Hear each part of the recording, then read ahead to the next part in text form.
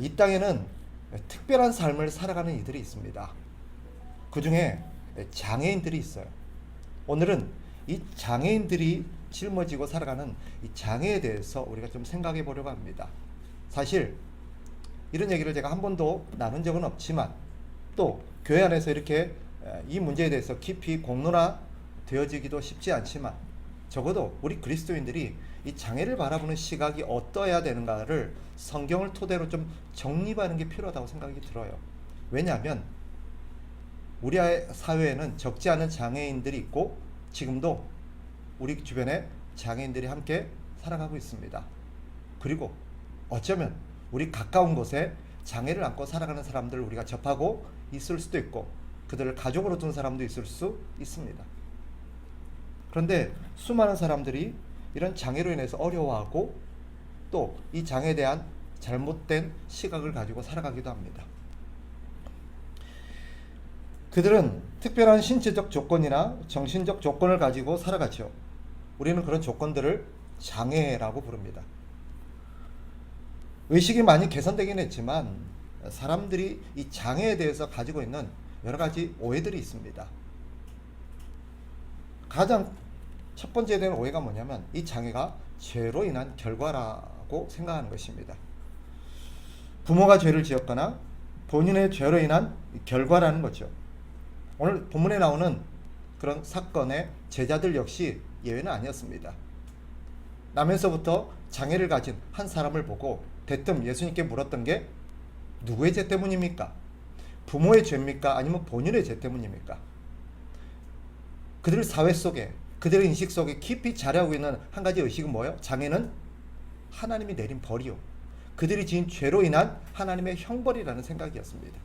그래서 지금도 장애를 가진 아이를 둔 부모는 계속해서 가슴을 치면서 자기 때문에 내 죄 때문에 내 자식이 이런 무거운 짐을 짊어지고 살아간다고 생각하며 평생 죄의식 속에 살아갑니다. 그리고 자식을 볼 때마다 자기 가슴을 칩니다. 나 때문에. 그 장애가 본인의 잘못으로 짊어졌다라고 생각하는 사람들은 평생 그 장애를 짊어진 자기 자신을 부끄러워하고 수치스러워하고 자기 자신을 학대하며 살아가기도 합니다. 태어나지 말았어야 될 사람이 이 땅에 태어나서 살아가는 자신의 삶을 비관하고 부정하고 저주합니다.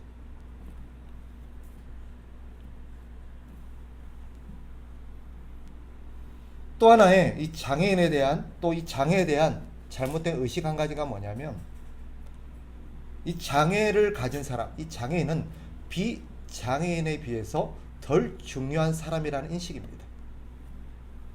사회 구성원으로서 어떤 기능을 제대로 할 수 없으니 상대적으로 별 도움이 안 된다는 생각이 깔려 있습니다.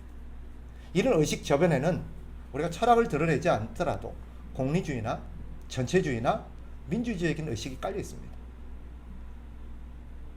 사회에 도움이 안 되는 사람은 별로 중요하지 않다는 거지. 그러니까 언제나 그들은 삶의 우선순위에서 밀립니다. 사회 어떤 제도를 만들고 확립할 때도 그들이 고려되지 않는 점은 이것을 잘 반영합니다. 물론 그들이 사회적 소수라서 그런 측면도 있을 수 있습니다. 그러나 그 의식 저변에는 저 사람들 별로 중요하지 않아. 고려하지 않아도 돼. 왜? 비장애인에 비해서 별로 중요하지 않은 사람이라는 의식이 깔려있기 때문이에요. 우리 사회도 예외는 아닙니다. 언젠가 제가 봤던 참 가슴 아픈 한 장면 지금도 떠오릅니다. 장애인 학교 하나를 설립하는 문제를 두고 지역사회와 갈등을 빚는 문제가 뉴스에 나온 적이 있었습니다. 보셨습니까? 그때 장애를 둔 부모들이 지역사회를 향해 무릎 꿇고 호소합니다. 제발 학교 하나 세워달라고. 저는 이해가 안 갔습니다. 장애를 둔 부모가 죄인입니까? 무릎을 꿇어야 됩니까? 묻고 싶었습니다. 그렇게 반대하는 지역사회 그 한 부모에게 당신의 아이가 장애를 가졌다면 어떻게 할 거냐고. 당신의 가족 중에는 일평생 장애를 가진 사람이 나지 말라는 법이 있냐고. 그럴 경우는 어떻게 할 거냐고. 세 번째, 장애에 대한 또 한 가지 오해가 있다면 장애를 가진 삶은, 즉 장애인의 삶은 불행할 것이라는 생각입니다. 그건 어디까지나 비장애인이 바라보는 시각에 불과합니다. 몸에 장애를 짊어지고 살아가니 삶이 불행할 것이라는 생각이 깔려 있겠지요. 그럴까?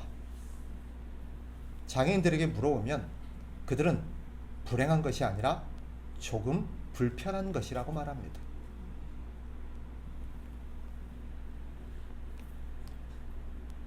이 외에도 여러 가지 우리 안에 도사리고 있는, 저변에 깔려 있는 빗나간 의식들이 있겠습니다. 어떤 이들은 나면서부터 장애를 가진 경우도 있지만 또 어떤 이들은 살아가면서 삶의 한 중간에 장애를 갖게 되는 경우도 있습니다. 그런데 성경에 따르면 그들 모두는 특별한 삶을 살도록 부르심을 받은 사람이라고 말합니다. 우리가 오늘 이 시간에 고민해보고 생각해 볼 대목은 두 가지 질문입니다. 우리는 이런 장애에 대해서 어떤 시각과 태도를 가지고 살아가야 될 것인가? 또 한 가지는 그들이 우리 곁에 있는, 하나님께서 그들을 우리 곁에 두신 까닭이 무엇이겠는가라는 것을 좀 생각해 보려고 합니다. 결론적으로 말씀드리면 오늘 성경이 말하듯 장애는 형벌이 아닙니다. 예수 그리스도께서 말씀하셨듯 그들을 향한 하나님의 특별한 뜻이 있기 때문입니다. 따라서 그들은 하나님의 특별한 뜻을 위하여 특별한 삶으로 부르심을 받은 사람들입니다. 장애는 열등하거나 덜 가치 있는 존재도 아닙니다. 사람들은 그렇게 여길지 몰라도 하나님은 절대 그렇게 여기지 않으십니다. 장애를 가지고 있거나 또 비장애인이거나 하나님 보시기에는 똑같이 존귀하고 가치 있고 똑같이 하나님의 어떤 뜻을 위해 살아가는 사람들입니다. 단지 하나님의 부르심이 다를 뿐입니다. 마치 누군가는 여자로 누군가는 남자로 하나님 앞에 부르심을 받은 것과 똑같습니다. 그런 장애를 가진 사람들을 우리는 어떻게 바라봐야 할까? 장애가 있다고 해서 비장애인에 비해서 불행한 삶을 사는 것도 아닙니다. 분명한 사실은 그들은 비장애인이 볼 수 없는 걸 보고 들을 수 없는 걸 듣고 깨닫지 못하는 걸 깨닫고 살아갑니다. 하나님께서 그들에게만 주시는 특별한 은혜가 있습니다.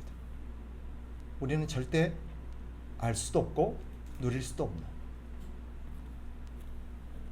하나님께서 그들을 우리 곁에 두신 까닭은 무엇일까요?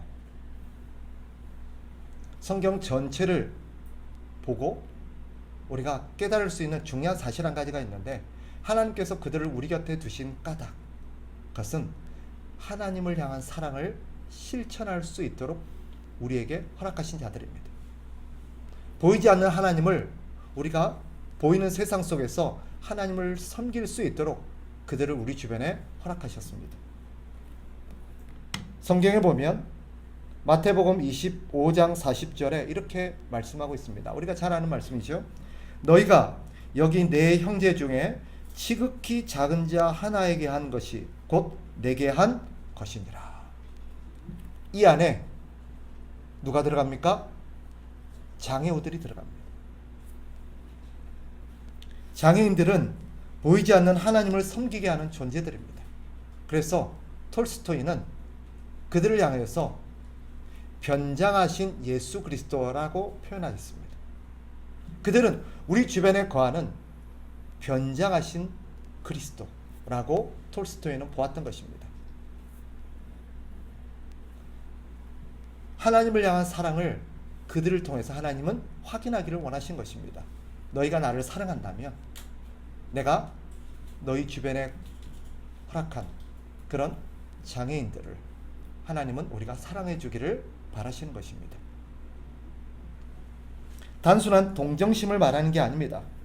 그들을 사랑하고 아껴주는 마음입니다. 단지 우리와 다른 모습, 다른 삶의 방식을 가지고 살고 있지만 우리가 그들을 우리와 동등하게 대해주는 것입니다. 우리보다 덜 가치 있고 열등한 존재가 아니라 우리와 똑같이 존귀하고 똑같이 가치 있는 그런 존재로서 불쌍한 사람이 아니라 단지 조금 불편한 사람으로 우리가 그들을 대하는 것입니다. 이상한 사람이 아니라 그들은 특별한 사람으로, 또 우리와 조금 다른 삶의 방식으로 부름받은 사람으로 이상한 사람 보듯 보지 않는 것입니다. 그것이 하나님께서 우리에게 기대하시는 하나님을 향한 사랑입니다. 여러분, 어떻게 그들을 도와야 될까요? 지금 우리 사회는 이런 장애우들을 돕기 위한 특별한 라이센스를 갖추도록 요구하고 있습니다. 그래서 그들을 위한 어떤 도우미를 위한 활동 지원사라든지 이런 자격 요건들이 있습니다. 그리고 그런 사람들을 향해서 이 장애우들을 돕도록 사회적으로 제도를 마련해 놓았습니다. 참고로 저도 장애인을 돕기 위한 활동 지원사 자격증이 있습니다. 저도 그걸 땄어요. 그런데 성경 어디에도 그들을 돕기 위해서 특별한 라이센스나 특별한 어떤 자격, 능력을 갖춰야 된다라고 말하고 있지 않습니다. 그들을 돕기 위해서 비상한 용기가 필요한 것도 아닙니다. 그럼 무엇입니까? 관심, 배려입니다. 관심과 배려. 여러분, 제가 이런 장애우들을 돕기 위해서 교육을 받으면서 깨달은 사실 한 가지가 있습니다. 그게 뭐냐면 우리는 장애인들을 도와야 된다라면 그들만 보면 뭔가 어떻게 도와야 될까? 또 내가 무엇을 해줄 수 있을까? 그래서 그들을 도울 수 있는 것들을 위해서 우리가 적극적으로 나서는 경우가 있습니다. 그렇죠? 그런데 그들은 말합니다. 그들을 도울 때 우리는 관심과 배려면 충분하다는 걸. 그리고 우리가 그들이 도움이 필요한 사람이라고 해서 무작정 그들의 삶에 개입하는 것을 그들은 좋아하지 않습니다. 그러니까 우리 주변에 장애우나 장애인 사람들을 우리가 대할 때 우리는 뭐가 필요하냐? 배려가 필요합니다. 그 배려 안에는 뭐가요? 기다림이라는 게 필요합니다. 그들이 도와달라고 요청할 때까지. 그리고 그들이 도와달라고 하는 것을 돕는 것이 필요합니다. 우리는 그들이 도움이 필요할 거라고 해서 무조건 개입하는 것은 옳지 않습니다. 그들의 의견을 존중하고 그들이 도와달라고 할 때 그들이 도와달라고 하는 부분만 도와주면 됩니다. 오히려 과잉된 친절과 어떤 도움은 그들을 상처 입히게 할 수도 있습니다. 우리 역시 마찬가지예요. 우리가 도움이 필요하다고 해서 무작정 누군가 우리의 삶에 개입해 들어오는 것을 우리는 불편해하고 그 과정 속에서 우리는 어려울 수 있습니다. 그들의 호의가 오히려 우리에게 부담으로 다가올 때가 있습니다. 우리의 바람이 뭐예요? 내가 도와달라고 할 때 내가 도와달라고 하는 부분까지만 그들이 도와주기를 원합니다. 그들 역시 마찬가지예요.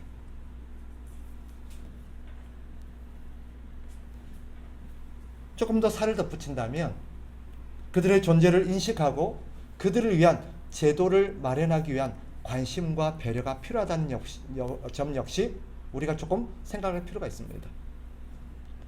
우리를 위한 제도가 필요하듯 그들을 위한 제도도 필요합니다. 그들도 우리와 함께 더불어 살아가는 우리의 이웃이고 우리의 친구고 우리의 형제들입니다. 만일 하나님께서 나를 그런 특별한 삶으로 부르신다면 어떻게 해야 될까요? 또 내 가족을 하나님께서 그런 특별한 삶으로 부르셨다면 우리는 어떻게 해야 될까요? 우리는 여기서 몇 가지 중요한 사실을 좀 되새겼으면 좋겠습니다. 분명한 사실은 우리 중에는 나면서부터 이런 특별한 삶으로 부름받은 사람도 있지만 살아가면서 이런 특별한 삶으로 부름받을 수도 있다라는 사실입니다. 이 사실을 가슴에 항상 새기고 사셔야 돼요. 나에게도 하나님의 그런 특별한 부르심이 있을 수 있음을 우리는 염두에 두고 사셔야 됩니다. 그때 만일 하나님이 나를 그런 삶으로 부르셨다면 꼭 기억하십시오. 하나님은 우리에게 그런 삶을 허락하시고 그런 삶으로 부르신 것은 결코 우리를 사랑하지 않은 증거가 아니라는 것을. 단지 말씀드린 것처럼 하나님은 하나님의 어떤 특별한 뜻을 위하여 우리에게 특별한 삶을 요구하신 것뿐입니다. 그리고 나에게 그런 삶으로 부르신 것은 그 삶에 하나님의 뜻을 이루기 위한 그 특별한 삶에 꼭 나여야 하기 때문입니다. 나만이 그 일을 감당해낼 수 있기 때문에 한 것입니다. 저를 보세요. 언젠가 하나님께서 믿음 좋은 어떤 젊은 부부에게 오래도록 아이를 주시지 않다가 한 아이를 허락하셨습니다. 얼마나 기뻤겠습니까? 9달 만에 아이가 태어났는데 그렇게 꿈에도 그린 아이는 장애를 갖고 태어났습니다. 그것도 중증 장애를. 믿음 좋았던 이 두 부부는 한없이 울었습니다. 하나님 어찌하여 우리 부부에게 이런 아이를 주십니까? 많이 울고 많이 기도했습니다. 그때 이 부부에게 하나님이 주신 마음이 뭐였냐면 이거였습니다. 하나님께서 이 아이를 이 세상에 보내서 이 아이를 통해서 하나님이 이루시고자 하는 특별한 뜻이 있는데 누가 이 아이를 감당해서 이 아이를 그런 특별한 삶을 위하여 잘 돌보고 키워줄 수 있을까? 라고 고민하다가 너희 부부 같으면 이 아이를 사랑하고 잘 돌봐서 잘 키워줄 수 있겠다라는 생각 때문에 이 부부에게 아이를 맡겼다라는 깨달음이었습니다. 이 부부는 그 아이를 성심껏 잘 키웠습니다.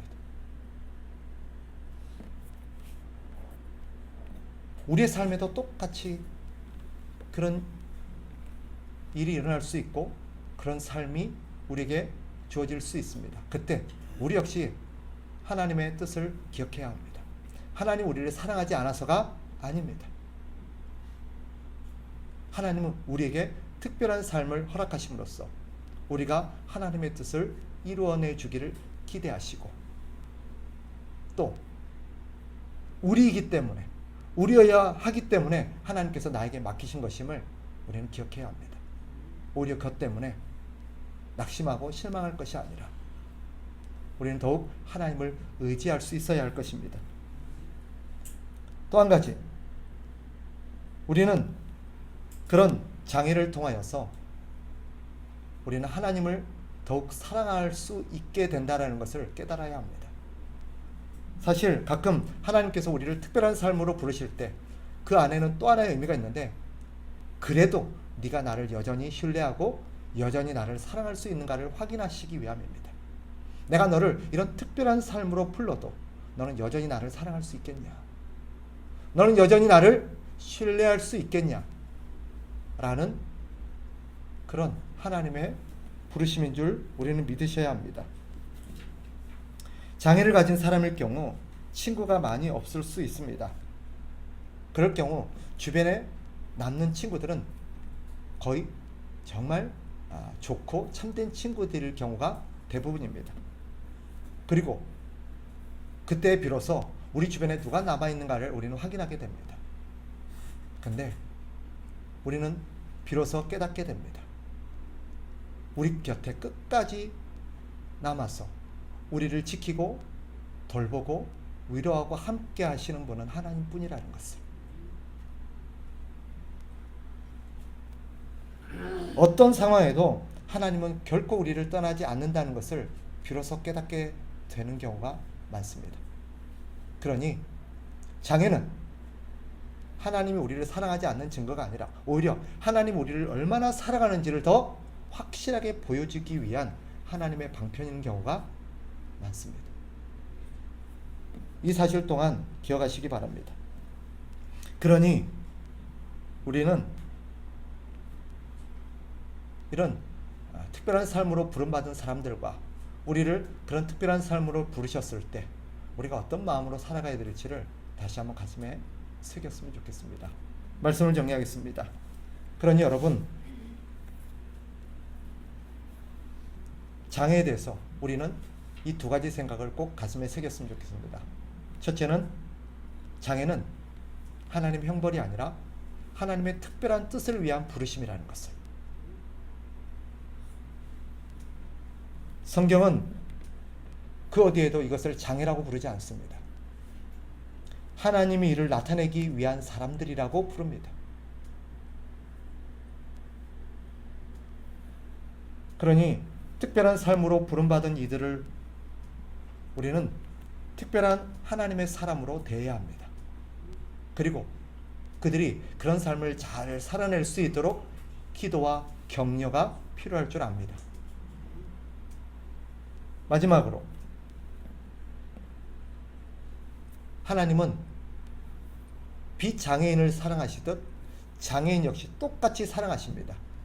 그리고 더 많은 경우에 하나님의 사랑을 더 그들에게 더 깊이 나타내곤 하십니다. 하나님이 나를 장애로 부르신다면 내 가까운 가족이나 내 주변에 그런 장애를 허락받고 특별한 삶으로 부름받은 사람이 있다면 하나님이 얼마나 그들을 사랑하시는지를 우리가 기억하고 깨닫도록 도와줄 필요가 있습니다. 그리고 자신의 마음을 그런 하나님의 사랑으로 강하게 채우시기를 바랍니다. 그래서 그들을 향한 하나님의 뜻이 이루어지고 우리 사회가 이런 장애를 바라보는 그런 시각들이 더 건강해지고 성경적이 될 수 있도록 일하시는 살아가시는 저와 여러분 되시기를 주의 이름으로 축복합니다.